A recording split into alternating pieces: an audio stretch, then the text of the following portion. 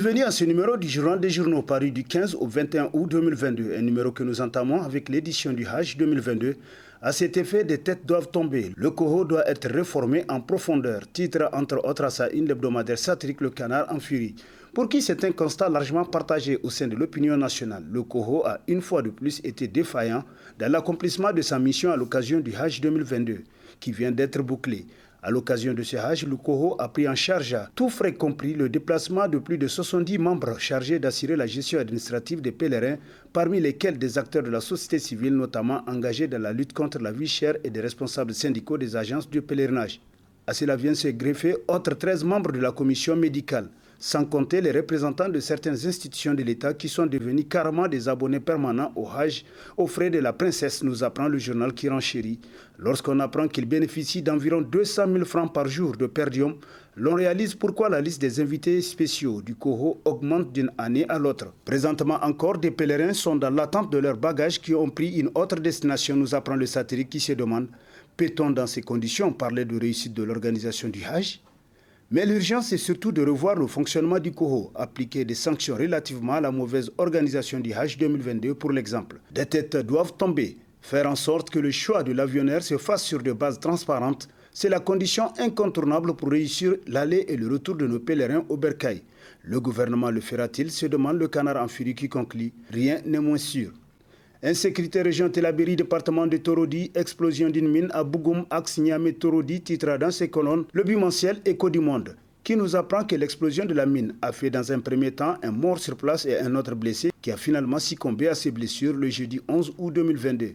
Il s'agit du conducteur du véhicule et de son assistant, tous appartenant à une boulangerie de la place. Le véhicule, une RAV4 qui a sauté sur la mine, servait de moyen de distribution de pain dans les marchés environnants de la ville de Niamey, puisque le village de Bougoum se trouve à moins d'une dizaine de kilomètres de Niamey, selon Écho du Monde. Gestion des sociétés d'État, un autre scandale financier, plus de 6 milliards à la CNSS, titre à sa une l'hebdomadaire Le Courrier, qui constate que finalement la Caisse nationale de sécurité sociale est devenue une société qui multiplie les scandales financiers. Les scandales financiers se succèdent chaque jour les uns plus graves que les autres.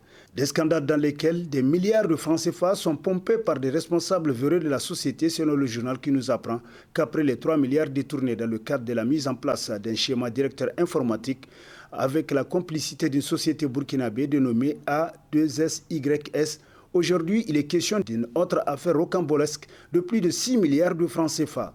Les responsables de la CNSS auraient procédé à un dépôt à terme date de plus de 6 milliards dans les caisses d'Asusu SA, nous apprend l'hebdomadaire, pour qui un placement jugé irrégulier, car depuis le 31 mai 2018, Asusu est en administration provisoire, donc gérée de manière provisoire en violation des règles du système bancaire. Lettre de rappel à l'ordre d'un agent, Idrissa Ali China Kourgueni, victime de sa bonne gouvernance, titre dans ses colonnes l'hebdomadaire L'Actualité, qui nous apprend que le DG de l'INS a adressé une lettre de rappel à l'ordre à un agent pour lui demander de mettre fin à ses absences répétées sans justification à son lieu de travail, qui alimente le débat sur les réseaux sociaux, mériterait une explication à l'endroit de l'opinion publique. Car à la grande surprise générale, le DG de l'INS est remplacé par son agent incriminé dans le manque de respect à ses obligations professionnelles. Aux yeux de l'opinion publique, c'est comme si les autorités politiques auraient donné raison à l'agent mis en cause par son DG. Cette affaire risquerait de créer un antécédent dangereux dans le bon fonctionnement des services publics si elle passe sans explication précise d'après l'actualité. Enquêtons à la Sonidep, titre dans sa rubrique Société l'hebdomadaire La Flamme, qui nous apprend que la Sonidep vend aujourd'hui le gasoil à la centrale de Goudel à 290 francs CFA et à la Nigélec 375 francs le litre.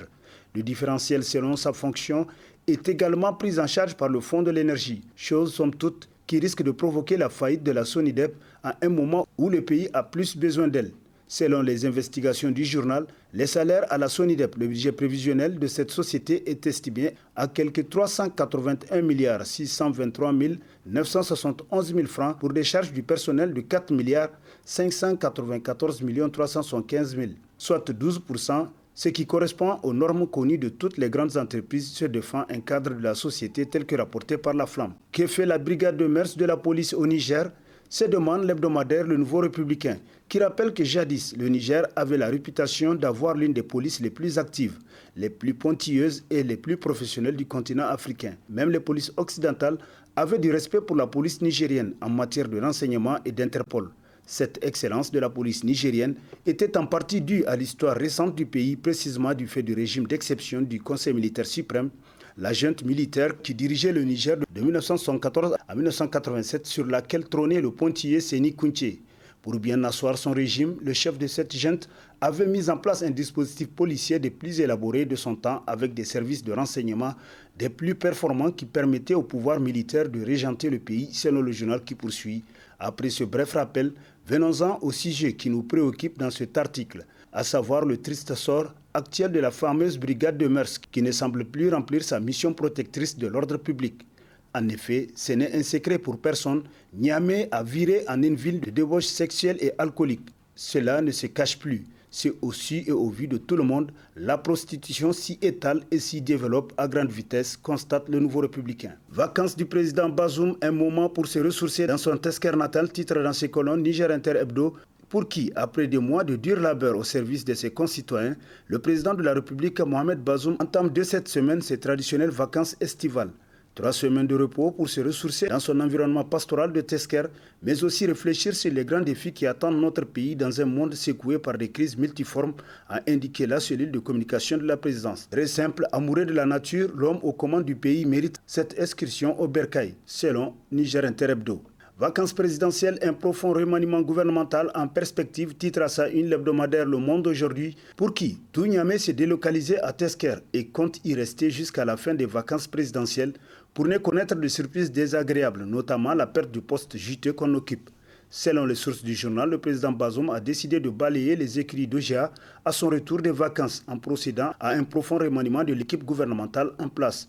La certitude, c'est que Bazoum a l'intention de se débarrasser de tous les membres indélicats du gouvernement pour relancer la machine sur de nouvelles bases. Pour ce faire, il aurait même demandé aux partis alliés de lui soumettre des noms des ministrables en vue de la recomposition du gouvernement dès son retour des vacances. Issoufou le laissera-t-il faire ? Rien n'est moins sûr, s'exclame Le Monde aujourd'hui. Niger politique, l'opposant Maman Ousmane garde le cap, s'exclame dans les colonnes de sa parution en date du 15 août le quotidien privé Mouria, qui dit qu'annoncé par plusieurs médias, le départ du challenger principal de Bazoum Mohamed pour la majorité au pouvoir n'a finalement pas eu lieu. Maman Ousmane reste et demeure à l'opposition, selon Mouria qui conclut que le challenger du président Bazoum coupe court aux rumeurs insistant sur son éventuel ralliement au pouvoir et s'engage à renforcer résolument et durablement pour jouer ainsi son rôle au profit de la démocratie. Doudou Rahama, la fidélité militante mise à rude épreuve, titre entre autres à sa une le bimensuel Le Troisième œil, d'après qui, pour tous ceux qui connaissent Doudou Rahama au Niger, un seul mot leur revient à l'esprit, Mahaman Ousmane. Président du CDS Rahama depuis plusieurs années, parti pour lequel Doudou tire son sobriquet, le militant Doudou Rahama était sur tous les fronts pour combattre tous ceux qui osent s'en prendre à son idole. Il est prêt à se sacrifier pour sauver son patron des insultes des autres militants des formations politiques du Niger. Sur tous les petits écrans de télévision, Doudou Rahama n'hésite pas à se mouiller la chemise pour satisfaire son président. Ce rappel est important d'après le journal qui poursuit en citant la déclaration de RDR Tchengi en date du 11 août. Sa sortie n'engage que sa personne, alors perçue au sein de l'opinion comme une annonce avant l'heure du ralliement très prochain de RDR Tchengi à la Renaissance, a été vivement critiquée à l'interne du parti. Situation sociopolitique, Allah n'est pas obligé, titre à la une de sa parution en date du 19 août, le quotidien privé Le Matinal, qui rappelle que la marche et meeting du mouvement M62 n'a pas eu lieu comme prévu le mercredi 17 août.